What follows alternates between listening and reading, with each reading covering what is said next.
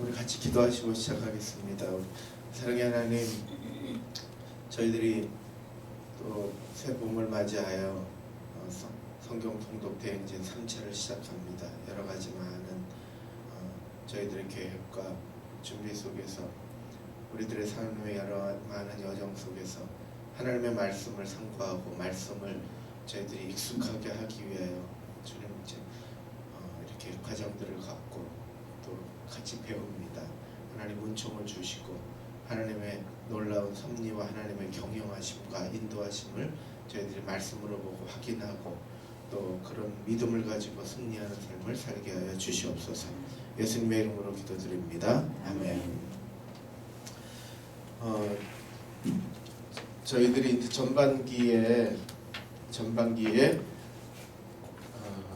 작년 2018년까지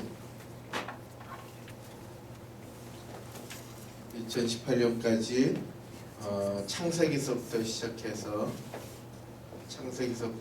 바벨론 포로까지 이 시기까지 쭉 이렇게 배워왔습니다. 바벨론 포로까지 배워온 가장 중요한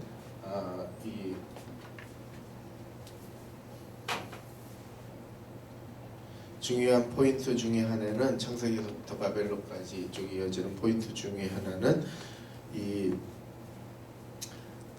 우리의 믿음의 역사, 구속의 역사 중에서 가장 중요한 게 이제 아브라함부터 시작하잖아요. 이 아브라함부터 시작한 이것이 이제 모든 민족의 구원의 역사죠. 모든 민족. 그리고 큰 민족을 이뤄서 모든 민족의 그 구원을 이루는 모든 민족의 큰 민족을 이루겠다 이렇게 말씀하시잖아요. 그래서 결국은 모든 민족으로 가는 거죠. 또 하나가 우리들의 삶이 복의 뭐가 된다? 예, 근원이 된다. 복의 근원이 되는 게 목표예요. 복의 근원. 우리가 복을 많이 받는 게 목표가 아니고 내가 가는 곳에 복된 일들이 많아지는 거, 내가 가는 곳에 복이 생기는 거, 내가 가는 곳에 평화가 있고 또 하나님의 능력과 은혜가 넘치는 그런 일들이 이제 이 신앙의 이렇게 목표예요. 사실은 이렇게 전체 보면 신약까지 쭉 이어져서 보면 우리가 예수님 믿고 구원 얻고 그 다음에 끝나는 게 아니고 예수님 믿고 우리가 세상을 변화시키고 두 번째는 모든 민족으로 구원 얻게 하시는 예수님의 마지막 사명이 우리들의 삶의 사명이에요. 저희들의 인생은 금방 지나가잖아요.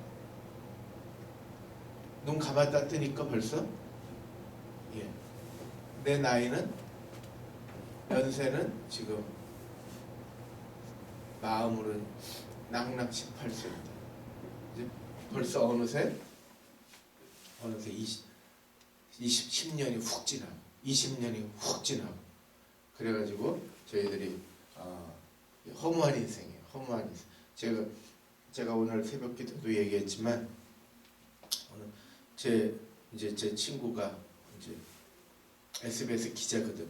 이기성이라고 텔레비에도 저 토론회도 자주 하고 부장이고 그 다음에 거기 베이징에 특파원으로 가 있고 그래서 근데 이 아내가 암에 걸려 죽었어요. 지난주 죽었죠. 지난주 살아나지 못했어요. 회복된 줄 알았대. 그러니까 어제 저녁에 이렇게 만났는데 너무 허무한 마흔 후반이잖아요. 50대 후반이잖아요. 50대.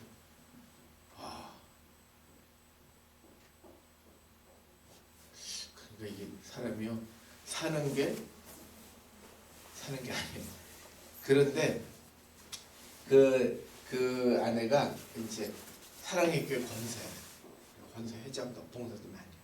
근데 자식들에게 남긴 두 아들이 둘이 있는데 결혼도 안 한 아들이 둘이 있는데 아들한테 뭐라 그래요?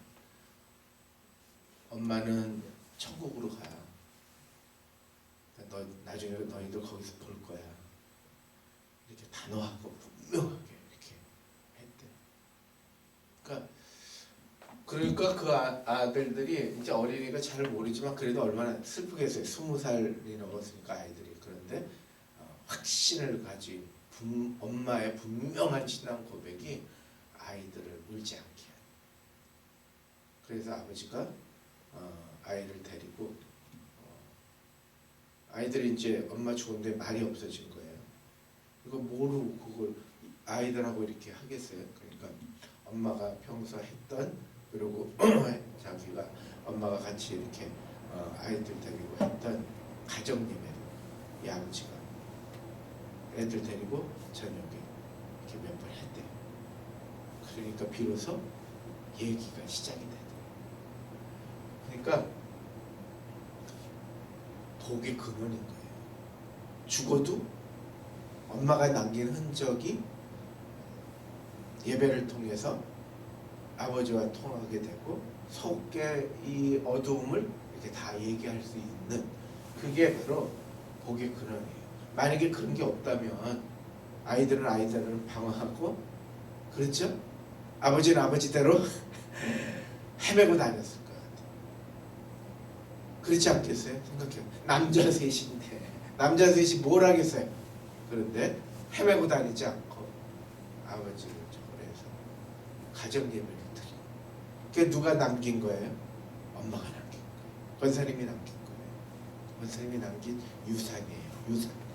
그러니까 우리는 다 뭐가 돼야 되느냐? 나 죽으면 끝나는 게 아니고 복의 근원이 돼야 되는 거야. 아이고 내가 힘드니까 그냥 내가 빨리 죽어버렸으면 좀, 아니 그래서 끝나는 게 아니라니까요. 그 아이들, 우리들의 그 환경을 유지하는 내가 복의 근원으로 살아야 되는 거예요. 그래서 저희들이 이 하나님이 우리에게 주신 이 삶은 너무 중요한 삶이고, 이것은 정말 계속 이어지는, 자손의 복을 주는, 자손이 이어지는 놀라운 축복이에요. 의연하게 지낼 수 있고, 그게 다 뭐로 묶여져요? 신앙으로 묶여져요. 신앙이 없다면 멀은 남자애들이 헤매고 돌아다니고 술 마시고 다니는 거죠. 그런데 그 가정 예배를 아빠하고 드리고 아빠하고 얘기가 되고, 이런 일들은 정말 하나님이 우리에게 주신 축복입니다. 축복. 진짜 축복. 그래서 이 모든 민족으로 구원을 삼고 복의 근원이 되는 이 분명한 이야기들이 우리들의 삶 속에서 이렇게 펼쳐지고, 또 이런 일들이 우리들의 인생 속에서 하나님이 우리에게 주신, 아브라함에게 주신 축복이 이제 이게 계속 이어져 온 거예요. 그래서 이 아브라함으로 시작한 게 아브라함, 이삭, 야곱 해서 족장들 지나고, 족장들 지난 다음에 출애굽이 있죠. 출애굽. 그래서 출애굽을 통해서 구체적으로 하나님께서 말씀을 주셨어요. 말씀이 뭐예요? 십계명. 십계명만 지키면 안 되니까 규례를 주셨어요. 규례. 십계명 10가지 계명, 2가지의 가장 중요한 핵심이에요. 십계명의 가장 중요한 핵심. 첫째 뭐예요? 하나님 사랑. 두 번째 이웃 사랑. 이 2가지를 하나님이 우리에게 주신 거예요. 이 2가지. 이 2가지를 그러면 어떻게 사랑하느냐? 이것이 레위기 19장에 나오는 거예요. 레위기 19장. 너가 밭을 파종할 때 다 하지 말고, 모퉁이를 두고, 포도를 다 딸 때 포도를 다 따지 말고, 나그네를 납치하지 말고. 거기 다 나오잖아요. 그러니까 그런 우리들의 생활 속에서 삶의 규례까지 다 말씀해 주신 거예요. 그리고 그런 십계명과 함께 우리 삶의 계명과 함께 하나님께 나아가는, 은혜를 경험하는, 하나님과 관계를 맺는 제사를 주신 거예요. 제사. 그래서 제사를 통해서 하나님을 만나고 하나님을 경험하고 하나님의 임재를 체험하는 이 제사법을 하나님이 우리에게 주신 거예요. 그래서 이것이 출애굽기를 통해서 계속 연습되어지잖아요. 그래갖고 사사시대를 대해서 통일왕국 시대, 통일왕국이 왕이 있죠. 누구죠? 사울, 다윗, 솔로몬. 그래서 사울, 다윗, 다윗왕, 솔로몬으로 이어지는데 솔로몬 때에 나라가 두 개로 쪼개지는 거예요. 북이스라엘과 남유다. 그래서 북이스라엘은 아시리아에 의해서 멸망하고 남유다는 이 바벨론에 의해서 멸망하는 거. 이것이 작년에 우리가 같이 나눴던 하나님의 말씀들이에요. 이게 쭉 이 흐름이 성경을 여기서 은혜 받고 저기서 은혜 받고 그렇게 보시면 안 돼요. 성경은 원래 그렇게 보기 전에 성경 전체를 윤곽을 잡으셔야 돼요. 그래서 사실은 새 신자들은 성경 전체를 보는 성경 공부를 무조건 해야 돼요. 성경 전체를. 그리고 나서 신앙생활을 시작하는 거예요. 그래서 북이스라엘, 남유다로 이렇게 쭉 이어져. 그래서 바벨론의 포로로 가서 거기서 예레미야 선지자는 이제 반드시 돌아오게 된다. 몇 년 만에? 70년 만에. 우리가 거기에서 잘 지켜라. 하나님의 말씀을 따라서 극상품 무화과 극상품 열매를 맺어라. 이것이 이제 이 하나님의 계획이에요. 그리고선 올해 이제 2019년은 이제 저희들이 성전을 재건해요. 와가지고 나라가 바뀌어요.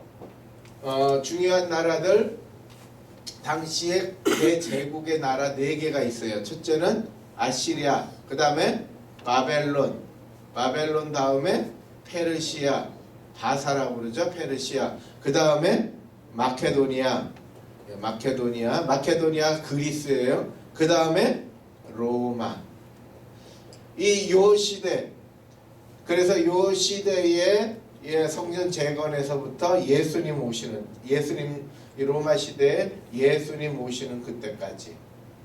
로마 시대에 예수님 오시는 때까지. 그래서 예수님 오셔서 성령님 예수님의 하나님의 나라 이야기가 진행되고 성령님이 이제 오시는 지금에 이르는 거예요.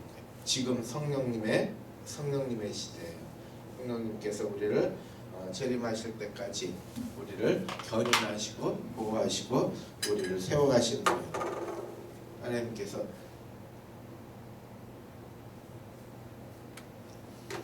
예수님도 딱 2가지예요. 예수님도 모든 민족으로 제자를 삼아라. 아버지와 아들과 성령의 이름으로 세례를 주고 모든 민족으로 제자를 삼아라.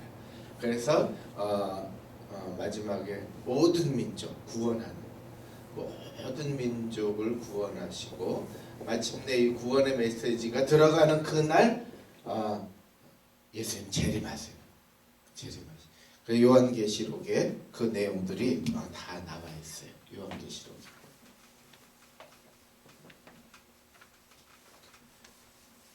그래서 저희들이 이 하나님의 말씀을 저희들이 묵상하고 하나님의 말씀을 쭉 이렇게 보시면서 그 하나님께서 하나님의 역사와 하나님의 세계를 이렇게 펼쳐가시는 것들을 저희들이 이렇게 전체 관점에서 보셔야 돼요. 이게 제일 중요한 게 뭐냐면 우리가 여기서 대전을 가요.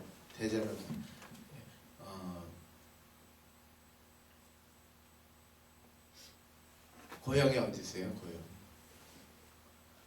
고향이 서울이시고 양평 또 예? 전북 어디? 순창. 순창 고추장 또 친정은 청도고 예. 시댁은 의성. 의성. 그다음 경북 의성. 자, 순창을 간다 그러면 이쪽으로 가요, 이쪽으로 가요. 여기 서울이면 오른쪽으로 가요, 왼쪽으로 가요. 왼쪽. 아니 이제 여기서 출발하면 오른쪽으로 가죠. 제가 볼 때 오른쪽. 그리고 의성은 어디로 가야 돼요? 왼쪽으로 가야 되죠. 그렇죠. 저희들이 집을 갈 때나 고향을 갈 때나 어디 갈 때 차로 가면 뭐부터 켜요? 내비게이션. 옛날에는 뭘 봤어요? 지도 봤잖아요. 지도 보고 어떻게 가나 해갖고 공부했잖아요. 무조건 막 가는 사람은 없어요.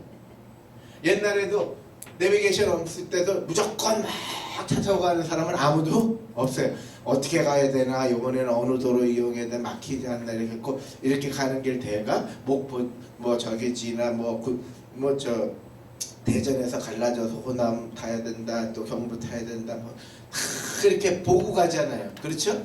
근데 지금은 너무 쉬운 게 내비게이션이 나왔어요. 내비게이션은 뭐예요? 전체 그림을 그려주는 거예요. 가는 경로를 그려주는 거예요. 그러니까 이것을 보지 않고 가는 사람과 이 내비게이션을 본 사람하고는 틀릴까요? 다를까요? 틀려요. 두 가지예요. 우리 이 성경 전체를 내비게이션으로 이렇게 보는 사람, 봐서 성경을 하나하나 읽어보는 사람하고 그렇지 않은 사람하고 같을까요? 다를까요? 달라요. 두 번째, 우리 인생도 하나님 손의 내비게이션에서 쭉 보는 사람과 그저 막 사는 사람하고 똑같을까요? 다를까요? 달라요. 왜 살아? 나와 있거든요. 무엇을 위해서? 나와 있거든요. 그러니까 저희들이 가끔씩 살다가 생활에 빠지고 막 하다가 탁탁 자리를 잡는 게 성경 말씀의 내비게이션을 봐야 되는 거예요. 내 인생이 어디로 가나? 나는 어느 방향으로 지금 걷고 있나? 내가 목표를 잊어버리지 않았나?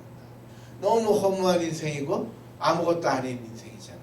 그런데 방향을 잡고 자식들을 아우를 수 있고 엄마의 간 흔적들을 가지고 얘기할 수 있다면 그것이 인생의 내비게이션이 돼요.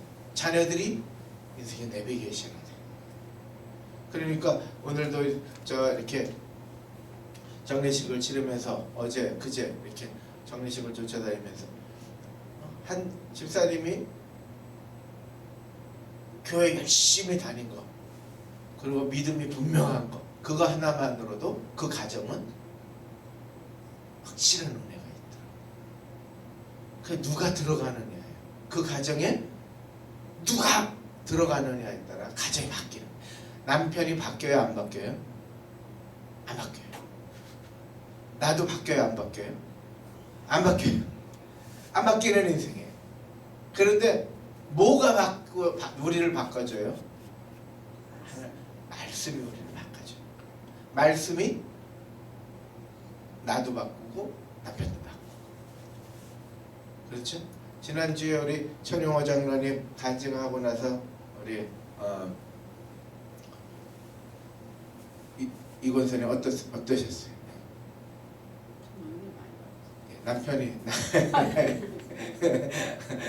남편이죠. 맹숭맹숭하시진 않았죠. 그래도 뭔가 평시에는 아닌 것 같아요. 예. 그럼요. 우리가 은혜는 잠깐 그 다음에 잊어버리는 거 금방이에요. 주일날 설교도 은혜는 잠깐 그 다음에 밥 먹으면 다 잊어버려요. 그런데 뭐가 남느냐? 씨는 남는 거예요. 씨는 마음속의 중심에 씨는 남는 거예요. 그러니까 저희들이 살아가면서 사람이 안 바뀌어요. 그런데 우리들의 삶의 모든 여정 속에 자꾸 이렇게 방향을 제자리 또 제자리로 옮기는 이 내비게이션을 트는 거 이게 신앙생활이에요. 자꾸 딴 길로 가잖아요. 자동차도 가다 보면 자꾸 딴 길로 가잖아요. 모르는 길로 자꾸 가게 되고 그 다음에 여긴가 저긴가 이 길로 맞나 저 길로 맞나 자꾸 그렇게 되거든요. 그래서 내비게이션 필요하고 그리고 본 길로 자꾸 이렇게 들어서는 거. 그래서 저희들이 이 전체 윤곽을 보시고 우리 성경을 읽으셔야 돼요. 이제 오늘 이번 주에 했던 말씀이 에스라 1장에서 6장이에요. 그리고 그 다음에 학개, 그다음에 스가랴, 이 선지자들이 이제 성전 재건 1차 성전 재건을 한 사람들이에요. 자, 제가 말씀드렸죠. 이번 주에 한 거 기억나라고 제가 말씀드릴게요. 이스라엘 백성들이 바벨론 지역에서 바벨론을 점령한, 바벨론에 70년을 지냈어요. 바벨론을 점령한 페르시아, 이 페르시아에 의해서 다시 돌아와요. 다시 본토 땅으로. 그래서 이렇게 있으면 다시 페르시아 지역에 있던 사람들이 본토 땅으로 이렇게 다시 귀환하게 돼요. 1차, 2차, 3차 귀환이 다 달라요. 1차, 2차, 3차 귀환이 다 달라요. 1차는 BC 537년, BC 537년이에요. 2차는 BC 458년, 거꾸로 가는 거죠. 거꾸로. 그 다음에 3차는 BC 445년. 그래서 1차 돌아오고 2차 돌아오고 3차 해서 이렇게 이 사람들이 돌아와요. 이렇게 돌아오는데 이때 1차, 이번 주에 읽으시고 했던 말씀이 1차거든요. 1차로 돌아올 때에 페르시아에서 정책을 핀 거예요. 바벨론은 전부 다 중요한 것들 다 가져오고 망가뜨려 버렸어요. 여기를. 왜냐면 이미 바벨론의 나라가 됐어요, 안 됐어요? 쳐부셨으니까 된 거 아니에요. 그러면 여기 사람들을, 중요한 사람들하고 기묘한 중요한 것들을 여기다 다 끌어모았어요, 바벨론. 그런데 페르시아는 그렇게 안 하고 지방 분권을 했어요. 왜냐하면 이미 바벨론이 다 뺏어왔고 만들어놨기 때문에 이제 페르시아는 또 가서 점령할 필요가 없는 거예요. 그러니까 이쪽을 어떻게 해야 되겠어요? 살려야 되겠어요. 살려야 경제가 돌아가니까. 그래서 지방분권을 한 거예요. 지방분권인데 왜 유다 사람들을 보냈냐면요. 여기 보세요. 이 이스라엘 이쪽으로 보내면 이쪽으로 올라가기, 레바논하고 여기 터키거든요. 터키의 길목이에요. 이쪽에서의 길목이에요. 시리아, 그 다음에 이라크 이런 데 길목이에요. 그 다음에 이쪽이 이집트예요. 그러니까 이 중요한 요지거든요. 그러니까 여기를 살려서 상업을 일으키고, 그 다음에 여기는 또 지중해니까 경제를 일으켜야 된다. 그래가지고 페르시아에서 지방 분권을 해가지고 1차로 여기에 총독을 파송해요. 총독 이름이 스룹바벨이에요. 스룹바벨.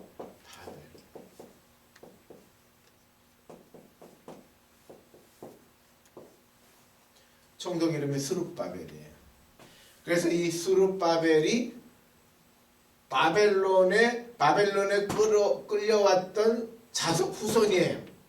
유다 사람이에요. 남유다 사람. 이 사람이 똑똑하니까 이 사람을 그쪽으로 보내요.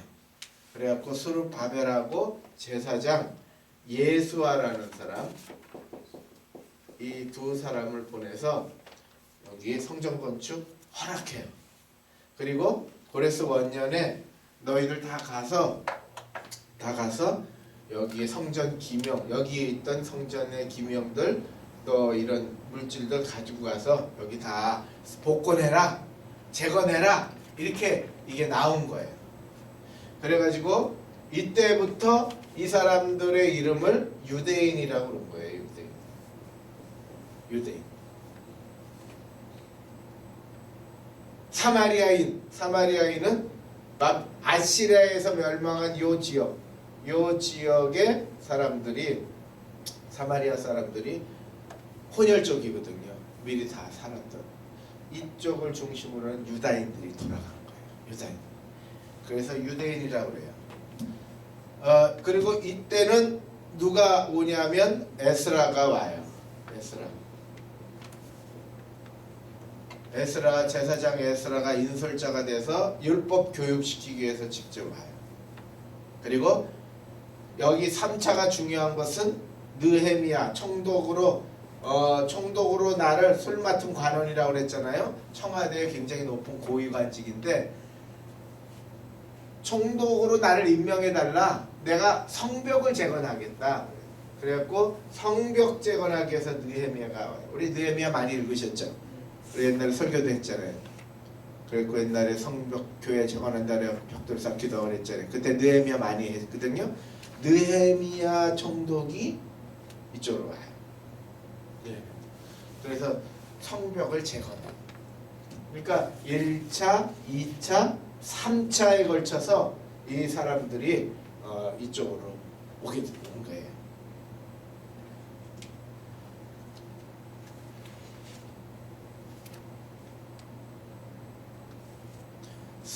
스룹바벨. 그래서 이걸 뭐라고 그러냐? 이걸 뭐라고 그러냐? 스룹바벨 성전이라고 그래요. 스룹바벨 성전. 자, 그러면 자, 성전은 누구 성전이 기억나세요? 자, 성전만 하더라도 솔로몬 성전.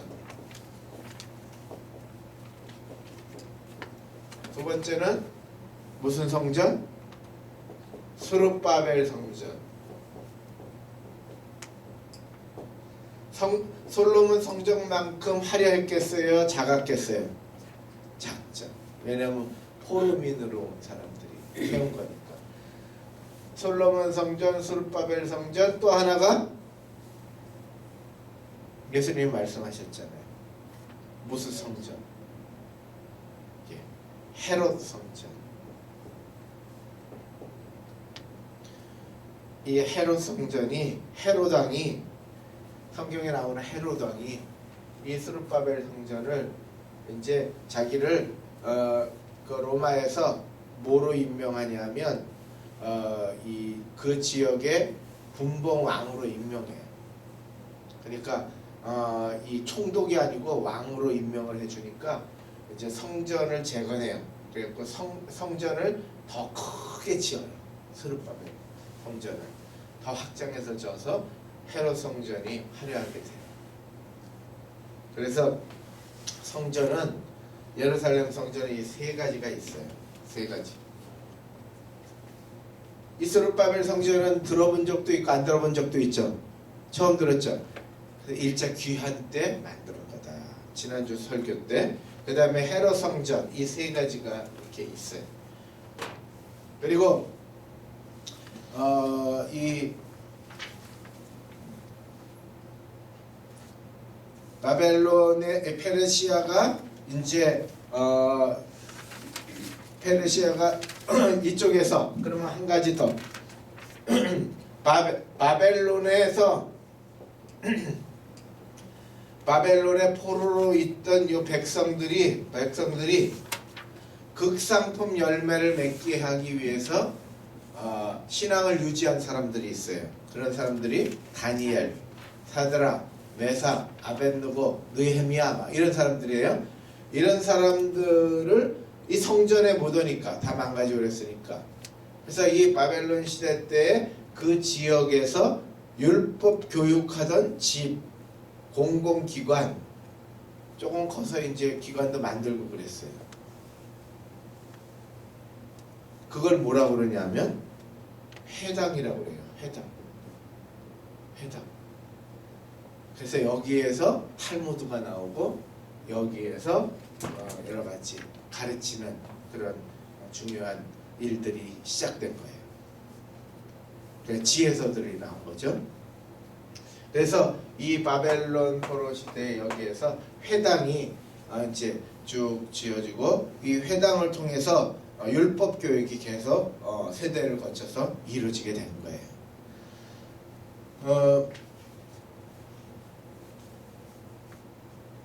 페르시아 제국이 이스라엘 사람들한테 이스라엘 사람들은 이 페르시아 왕이 이스라엘 사람들한테 투자한 게 첫 번째는 뭐냐면 투자한 게 5,400점의 성전 기명을 성전에서 쓰는 그 기명들이 있잖아요. 떡받침이라든지 뭐 촛대라든지 이런 거를 반환했어요. 바벨론의 그 창고에 있었던 것을 다 이쪽으로 반환했어요. 이래가지고 뭐가 시작됐냐면 이제 유대의 절기가 시작됐어요. 성전이 있으니까 이제 예배드리러 오고 제사를 드리게 된 거예요. 그리고 두 번째로 이제 성전이 재건된 거예요. 성전 재건. 이게 이제 페르시아에서 여기다 투자한 거죠. 투자. 그래서 그 지역의 경제가 활성화됐고 그 다음에 세금 정책이 성공을 했어요. 세금이 이제 걷어들이게 된 거예요. 세금이 이제 들어오기 시작한 거예요. 거기서 세 번째, 유대의 자치 기구를 만들어놔요. 그게 산헤드린 공회예요. 산헤드린 공회. 성경에 나오잖아요. 산헤드린 공회에서 예수님이 이제 끌려가고 그런 거 나오죠. 이 산헤드린 공회가 언제 생겼냐? 이때 생긴 거예요. 페르시아에서 이스라엘로 돌아가라 해갖고 돌아갔어요. 그래서 자치기구예요. 유대인들 자치기구인데 이제 안정적인 식민지를 하기 위해서 산헤드린 공회를 만든 거예요. 그리고 네 번째가 예루살렘 성벽을 구축한 거예요.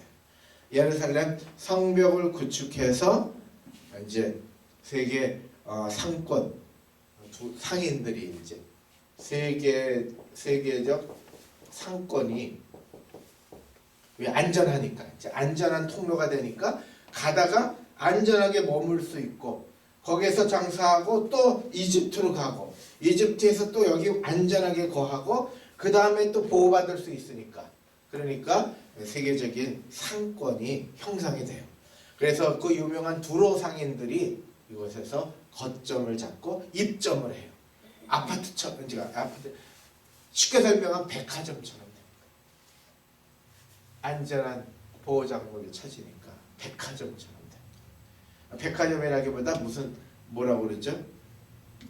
아울렛, 백화점 아울렛 뭐 이런 거 있잖아요. 일산 프리미엄 아울렛 이런 것들이 이제 생기는 거예요. 그러니까 여러분 그림을 그려보세요. 페르시아가 정책을 잘 펴나가는 거죠. 사람들. 그래서 이런 네 가지의 투자를 이 유다 지역에다 한 거예요. 왜? 유다 지역이 중요한 통로니까 그래요. 그래가지고 1차 귀환을 해서 이제 이 사람들이 살고 있는데 처음에는 바벨론에만 있던 이 회당이 나중에는 저 그리스도 가고 저쪽까지 이제 회당으로 유대인들이 사는 곳마다 회당을 짓거든요. 그런데 이제 성전이 재건되면서 이 이스라엘 백성들이 이제 이 하나님의 나라 메시아 오심을 이제 기대하기 시작해요. 그래가지고 이제 성전을 짓는데 지난주에 말씀드린 대로 기억나세요? 지난주에 말씀드린 대로 성전이 한 번에 단번에 딱 지어졌어요? 아니면은 방해하는 사람들이 있었어요? 방해하는 사람들이 있었죠. 누가 방해했을까요? 그 땅에 살던 기존 사마리아 사람들. 너희들이 뭔데 여기 와가지고 예? 세월이 지금 70년이 지났는데 너희들이 와가지고 여기서 무슨 땅 내놓으라 그러냐? 그게 맞아요 안 맞아요? 그게 맞아요. 지금 이스라엘하고 팔레스타인하고 싸우는 이유도 그거예요. 이스라엘이 1948년 나라가 세워졌잖아요. 이스라엘 사람들이 다 세계에서 모여들었어요. 그러니까 팔레스타인 사람들이 여기 우리 땅이다. 너희들이 무슨 자격으로 지금 수천 년이 흘렀는데 너희들 땅이 어디 있다고 그러냐. 어? 우린 조상으로 여기 계속 살았다.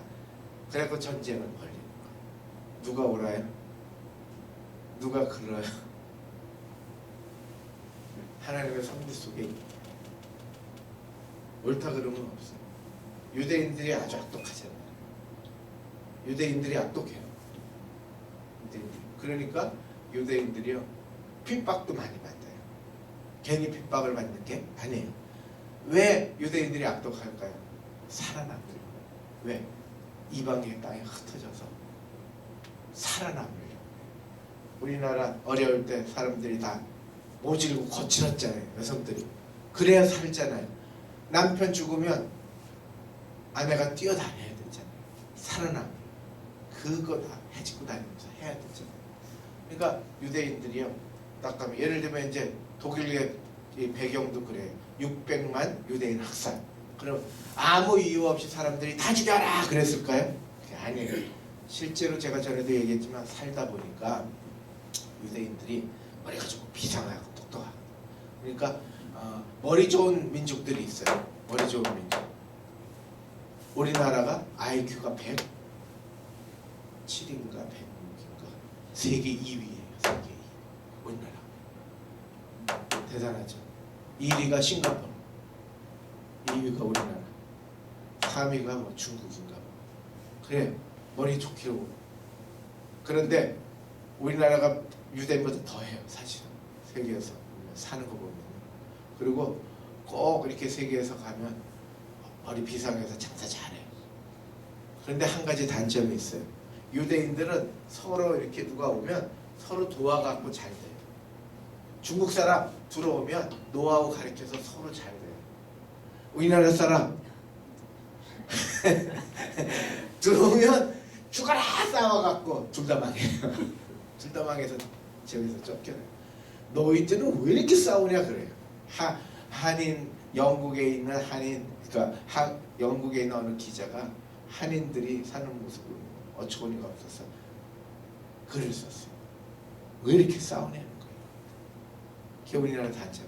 똑똑해서 그래요. 똑똑해서. 유대인들이요 똑똑했어요.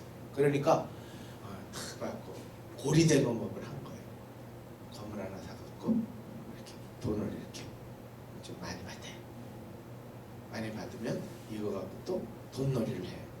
장사를 이제 많이 깔아놔서 많이 깔아놓으니까 가난한 독일 사람들이 거기에 다 매일마다 매주마다 매월마다 이자를 계속 갚아야 되는 거예요. 헤어날 길은 없고 유대인들은 그래서 막 뚱뚱하고 이런 거를 막 그리거든요. 막 이러니까 그러니까 얼마나 얄미가 없겠어요. 얼마나 얄미가 없겠어요. 그리고 마치 우리나라 사람들이 띵어와 하듯이 무시하듯이 예? 그리고 우리나라 사람들 지금 이렇게 오면 중국 사람 조선 쪽도 무시하잖아요. 조선 쪽도 같은 민족인데도 우리가 조선 쪽도 무시하고 또 제일 무시하는 게 방글라데시 뭐 이런 사람들 막 우리 무시해요. 아이 사장님들 막 사장님 너무 해 뭐 그런 거 있었잖아요. 너무 무시. 그 사람들 다 대학 나온 사람입니다. 그래 막 우리나라 사람들이 안 좋아요. 우리는 뭐 좋은 것 같아도 일본 욕하고 그래도 일본 놈들보다 더 나빠. 그런 게 있어요 우리가. 그런데 그렇게 해가지고 벗어날 길이 뭐냐. 그런데 히틀러가 어느 날 갑자기 나타났더니 히틀러가 다 모든 부채에서 해방시켜주는 거예요. 빚을 이자는 둘째치고 빚도 안 갚아도 돼요. 그러니까 찬성했겠어요? 안 했겠어요? 그렇다고 뭐 죽이는 거가 아니고 저 사람들은 격리해야 된다. 열등 민족이기 때문에 우리랑 섞으면 이게 다 망한다. 그러니까 저 사람들은 격리해서 해야 된다. 이렇게 했어요. 그러니까 그 말이 맞아요, 안 맞아요? 삼청교육 때 옛날에 깡패들, 거지들 격리시켜야 된다. 다 박수 쳤어요. 그 요번에 그 장로님 그 끌려갔다고 했잖아요. 그러니까 들으셨죠? 이거 다 끌려간 거예요. 그러니까 유대인들도 그런 거예요. 삼천개국 때처럼 집어넣은 거예요. 삼천개국. 그러니까 국민들이 그때 독일 국민들이 어땠어요? 박수 친 거예요. 그 힘을 입어서 히틀러가 그렇게 전쟁을 일으키고 그런 거예요. 유대인들 재산 다 몰수하고. 그러니까 유대인들이 똑똑하잖아요. 그 세계 노벨 평화상에 노벨 과학상 이런 거에 3분의 2를 차지하잖아요. 지금 미국의 전 미국의 이 금융권을 누가 쥐고 있어요? 유대인들이 쥐고 있어요. 그러니까 미국에서도 틈틈이 유대인들을 괴롭히는 게 많아요. 그러니까 이 사람들이 유대인들이 딱 들어가니까 기존의 사마리아 사람들이 놔둬요, 안 놔둬요? 안 놔두죠. 자기 터전들 다 뺏기니까. 같이 나눠 먹죠. 그래서 16년 동안 방해했어요. 그럴 때 누가 선지자가 이걸 격려하고 일으켰냐 하면 학계 선지자, 스가랴 선지자가 야 너희들 그렇게 하지 말아라. 너희 사느라고 그러지 말고 성전 지어라. 하나님이 우리 축복하신다. 성전을 세워라. 하나님께서 우리 일으키신다. 이것을 말하는 거예요. 그래갖고 참여해라. 학계는 이제 격려도 하지만 학계는 이제 지적을 해요. 너희들 사느라고 다 바쁘고 그 다음에 다 챙길 거 챙기고 성전이 저렇게 황폐하게 두면 되는 거야. 너희 다시 일어나라. 이렇게 얘기하고 스가랴는 미래 용기 내라. 하나님께서 우리에게 많은 것들로 세우고 반드시 저 스룹바벨이 하나님이 인도하시는 거다. 그러니까 스룹바벨 총독이 성전을 지을 거다. 맞으면 아멘 하세요. 그게 이제 그게 스가랴의 역할이에요. 그리고 학계는 이제 책망하고 위로한 거예요. 그래서 쉽게 설명하면 딱 학계 선지자는 권면했다고 보시면 돼요. 권면은 뭐예요? 가르침도 있고 그다음 훈계도 있고 격려도 있고. 스가랴 선지자는 격려를 한 거예요. 반드시 세우니까 힘을 내라, 용기를 내라. 학계 선지자만 필요한 게 아니고 스가랴 선지자도 필요해요. 스가랴 선지자만 필요한 게 아니고 학계 선지자도 필요한 거예요. 그래서 학계 선지자와 스가랴 선지자가 하나님의 말씀을 선포할 때 성경에 지난주에 말씀드렸죠. 그렇게 선포하니까 백성들이 다 경배하기 시작했다. 하나님의 말씀이 들리기 시작하니까 경배하기 시작한 거예요. 하나님을 찾기 시작한 거예요. 그러니까 우리 인생 속에 하나님 찾기 어렵거든요. 근데 하나님의 말씀이 들리면 하나님을 찾게 되는 거예요. 그 장로님 간증처럼 정말 자기 주먹으로 뭐로 쫄딱망하고 나니까 하나님 찾아올 수밖에 없는. 근데 하나님의 말씀이 들리면 일어나는 거예요. 그래서 학계 선지자와 스가랴 선지자가 그 일을 한 거예요. 그리고 5장 6장에 보면 성전이 솔로몬 성전은 크고 대단했지만 스가랴 이제 이래요. 예를 들면 이제 성전을 비교하면 솔로몬 성전 때는 굉장히 화려하고 나라가 번성했고 스룹바벨 성전은 이제 온 지방이고 그 다음에 나라가 없는 상태에서 솔로몬 열왕기상 8장 6절에 보면 희생제물을 드릴 때 소만 2만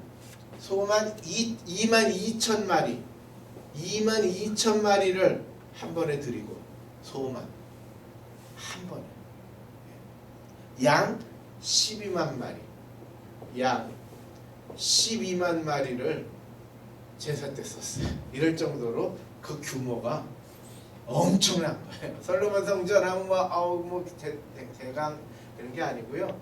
이 규모가요. 아니 소 2만 마리를 하루에 도축할 수 있을 정도니까 얼마나 피 냄새로 진동하겠죠. 근데 그걸 하루에 소를 제사를 드리는 도축을 하고 소 2만 마리, 양 12만 마리 하루에. 그러니까 그 솔로몬 성전의 규모가 한번 상상해 보세요. 엄청 그런 시대가 있었어요. 이스라엘. 그러니까 잘난 척하는 거예요. 그런데 이 스룹바벨 성전은 소 몇 마리? 소 100마리. 소 100마리. 그 다음에 순양 양 200마리. 그 다음에 어린 양 400마리. 규모가 어때요?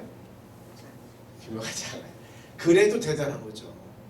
한번 생각해서 소 100마리를 깔아서 한번 이렇게 도육한다고 해보세요. 제사를 드린다고 해보세요. 각을 뜨잖아요. 다 각을 뜨고. 그러니까 그래서 이게 스가랴 6장에 나오거든요. 스가랴 6장에 보시면 이 내용이 나와요. 여기는 열왕기상 8장이에요.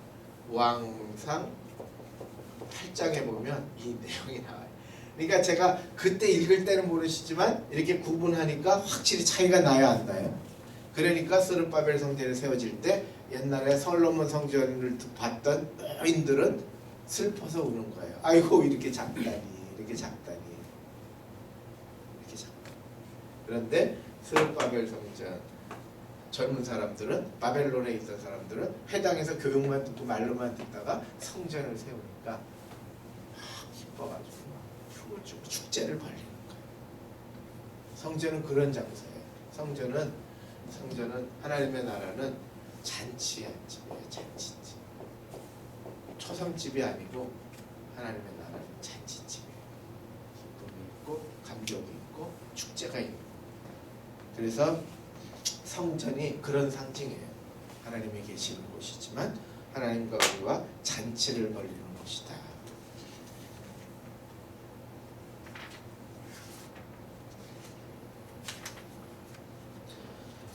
솔로몬의 성전이 이제 완성이 되니까 제가 지난주에 강조한 대로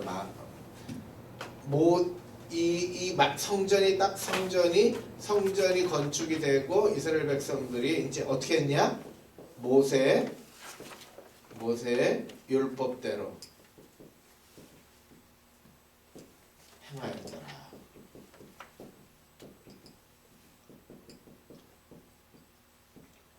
이게 굉장히 중요한 거예요. 하나님의 말씀대로. 자, 내 부모를 공경하라. 부모가 힘들게 하고 어렵게 해요. 섬겨야 되나 말아야 되나 고민해요. 고민할 게 있어요, 없어요? 없어요. 성경에 뭐라 그래요? 내 부모를 공경하라. 그럼 공경하면 돼. 저 인간이 미워요. 가서 복수를 해주고 싶어요. 근데 성경에 뭐라 그러세요? 원수를 사랑. 내 이웃을 내 몸같이 사랑.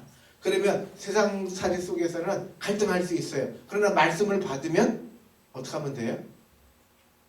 순종하면 되는데 이렇게 안 돼요. 말씀을 받으면. 그러니까 그 과정이 뭐냐? 그 과정이 이게 아주 중요한 포인트예요. 오늘 화장 중에. 자, 소를 한 마리 잡아요. 레위기에 나와요. 소 한 마리를 잡아요. 소를 가져와요. 소를 가져오면 소에 가져온 소를 안수해요. 제사장이. 그 사람의 손을 얹고 안수해요. 그 다음에 소를 어떻게 하겠어요? 각을 떠요. 죽여서 내장을 바르고 기름을 올리고 각을 떠요. 그리고 피를 다 받아내요.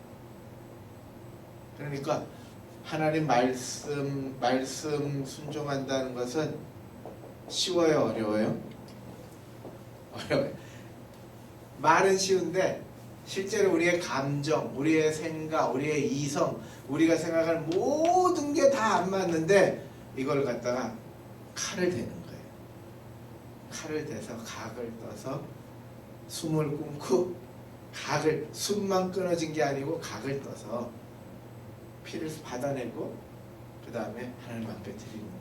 그러니까 하나님 말씀 순종하는 것은 그만큼 쉬워요, 어려워요? 어려워요.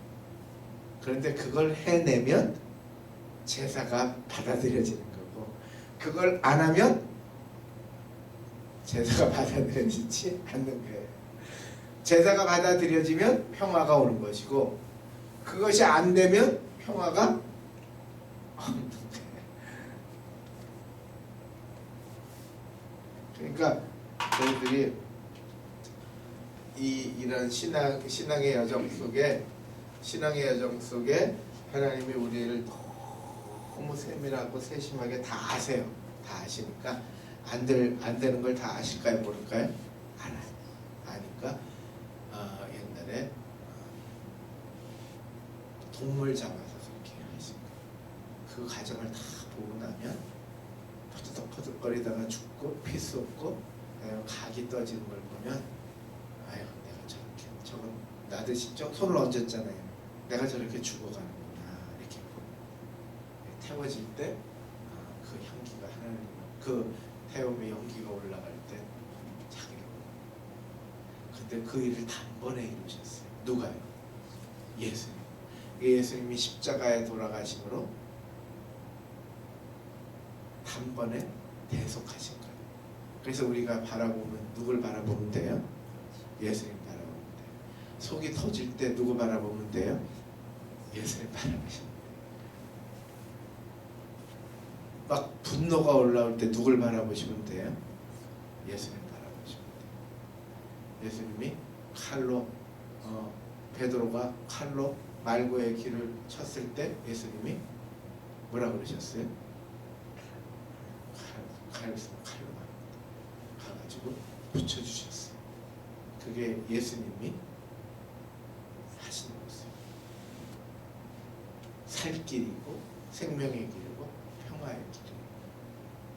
저희들이 이런 것들이 성전 속에서 이루어지는 거예요. 성전에서.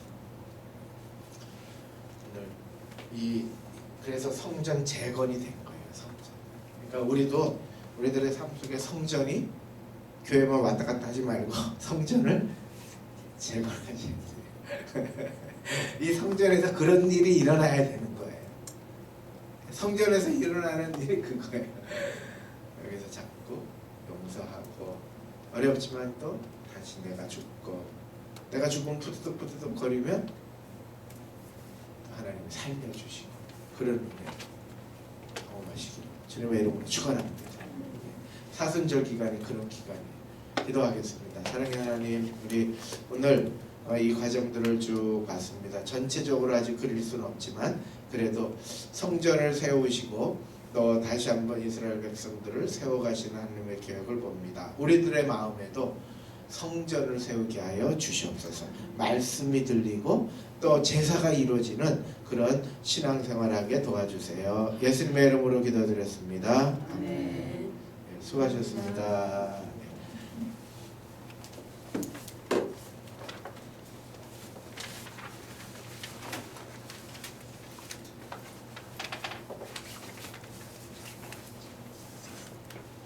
이제 연대기적으로 조금 이해가 되시죠?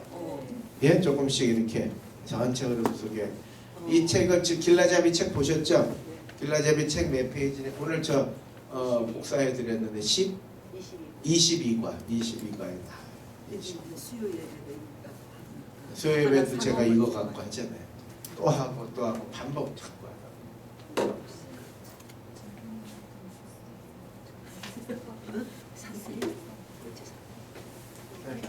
사무실에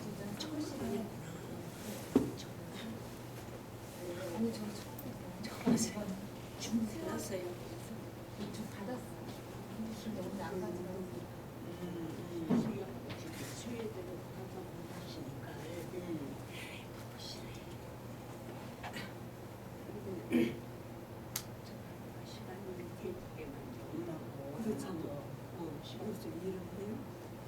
그냥 나는 제대로 못하고 하는 사람들은 하지 한 번씩 나갔다 들어갔다 해. 왜냐면 답답하니까. 그렇지. 안 좋겠다. 일하면서.